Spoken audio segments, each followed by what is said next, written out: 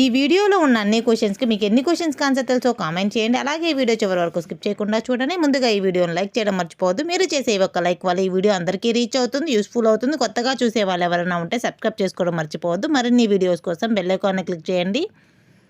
ఈరోజు టాపిక్ వచ్చేసి current affairs. First question, వ్యవసాయ రంగ అభివృద్ధి కోసం అగ్రిశూర్ నిధి పథకాన్ని ఎన్ని కోట్లతో ప్రారంభించారు? వ్యవసాయ రంగ అభివృద్ధి కోసం అగ్రిశూర్ నిధి పథకాన్ని ఎన్ని కోట్లతో? ఆన్సర్ వచ్చేసి ఆప్షన్ ఏ 750 కోట్లు. అగ్రిశూర్ నిధి అనేది 750 కోట్ల ఫండ్తో ప్రారంభించడం జరిగింది.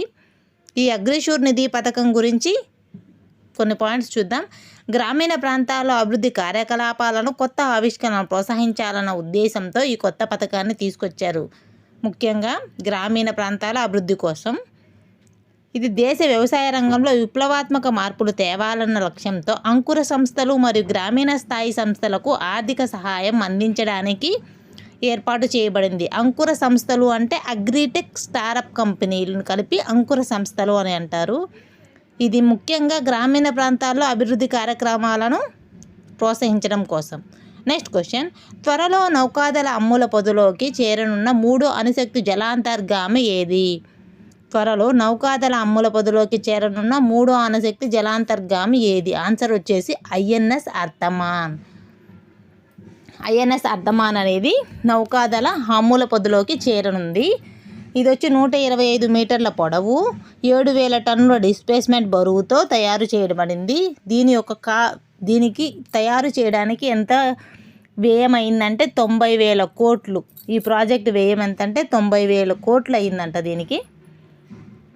ఇది 1990లో రహస్యంగా ప్రారంభించిన అడ్వాన్స్ టెక్నాలజీ వెస్సెల్ ప్రాజెక్టులో భాగంగా జలాంతర్గాములను నిర్మించారు ఈ ఐఎన్ఎస్ అర్ధమాన్ అనేది. నెక్స్ట్ క్వశ్చన్, శిల్పగురి అవార్డు 2023 అవార్డుకు ఎవరు ఎంపికయ్యారు? ఆన్సర్స్ గెస్ చేయండి. ఆన్సర్ వచ్చేసి option A Dalavai Shivamma. Shilpguru award 2023 అవార్డుకి ఎంపికైన వారు దళవాయి శివమ్మ. కేంద్ర జౌళి శాఖ నిర్వహించే శిల్పగురి జాతీయ చేతి వృత్తుల అవార్డు 2023 పోటీలకు ఎంపికైన వారు దళవాయి శివమ్మ. ఈమె తోలుపై రూపొందించిన శ్రీకృష్ణ చరిత్ర 7 అడుగులు ఎత్తైన విశ్వరూప హనుమాన్ కళాఖండాలు భారత ప్రభుత్వం అందించే జాతీయ పురస్కారానికి శిల్పగురు అవార్డుకి ఎంపికైంది. ఇక్కడ చూడండి పాయింట్, శిల్పగురి అవార్డు ఈమె యొక్క ప్రతిభ. జస్ట్ చూడండి, ఇది స్క్రీన్ షాట్ అవసరం లేదు, గుర్తుపెట్టుకోండి. శ్రీకృష్ణ చరిత్ర, తోలుపై శ్రీకృష్ణ చరిత్ర, 7 అడుగుల ఎత్తైన విశ్వరూప హనుమాన్ కళాఖండాలను రూపొందించడం వల్ల ఈమెకు జాతీయ పురస్కార శిల్పగురి అవార్డుకు ఎంపికైంది ప్రభుత్వం. ఈ ప్రతిభకు మెచ్చి కేంద్ర ప్రభుత్వం 2019లో జాతీయ అవార్డు కూడా ప్రదానం చేసిందంట. 2019లో ఈమె సత్యసాయి జిల్లా ధర్మవరం మండలం నిమ్మలకుంట గ్రామానికి చెందినవారు. ధర్మవరం మండలం, సత్యసాయి జిల్లా, నిమ్మలకుంట గ్రామానికి చెందింది ఈమె. నెక్స్ట్ క్వశ్చన్, ప్లాస్టిక్ వ్యర్థాల ఉత్పత్తిలో వెరీ ఇంపార్టెంట్ క్వశ్చన్. ప్లాస్టిక్ వ్యర్థాల ఉత్పత్తిలో ఏ దేశం అగ్రస్థానంలో ఉంది? Very important. Science and technology most important bit. Plastic వ్యర్థాల ఉత్పత్తిలో భారత్ అగ్రస్థానంలో ఉంది. ఏ దేశం అగ్రస్థానంలో ఉందంటే భారత్ అగ్రస్థానంలో ఉంది. ఈ ప్లాస్టిక్ వ్యర్థాల ఉత్పత్తిలో భారత్ అగ్రస్థానంలో ఉంది అని ఏ యూనివర్సిటీ పరిశోధన జరిపిందంటే బ్రిటన్ యూనివర్సిటీ అధ్యయనం చేసి భారత్ ప్రథమ స్థానంలో ఉంది అని పేర్కొనడం జరిగింది. భారత్లో ప్రతి సంవత్సరం ఉత్పత్తి అవుతుంది ఎంతంటే 10.2 మిలియన్ల ప్లాస్టిక్ టన్నుల వ్యర్థాలు. ప్లాస్టిక్ వ్యర్థాల ఉత్పత్తులు దేశాల జాబితా, ఎన్ని దేశాల జాబితా ఉందంటే 8 దేశాల జాబితా.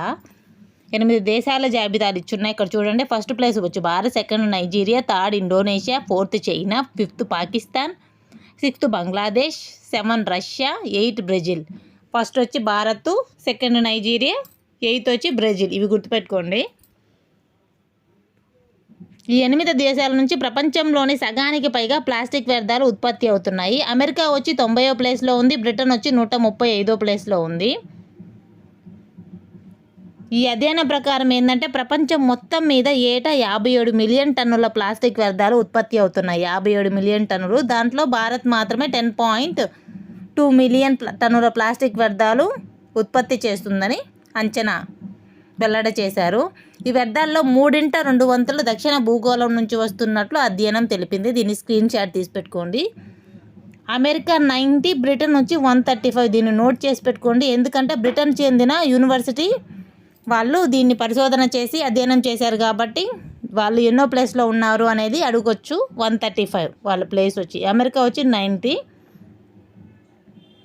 ప్రపంచవ్యాప్తంగా 50,000 నగరాలు, పట్టణాల నుంచి స్థానికంగా ఉత్పత్తి అవుతున్న ప్లాస్టిక్ వ్యర్థాలను అధ్యయనం చేయడం ద్వారా ఈ నివేదిక అనేది వెల్లడి చేశారు.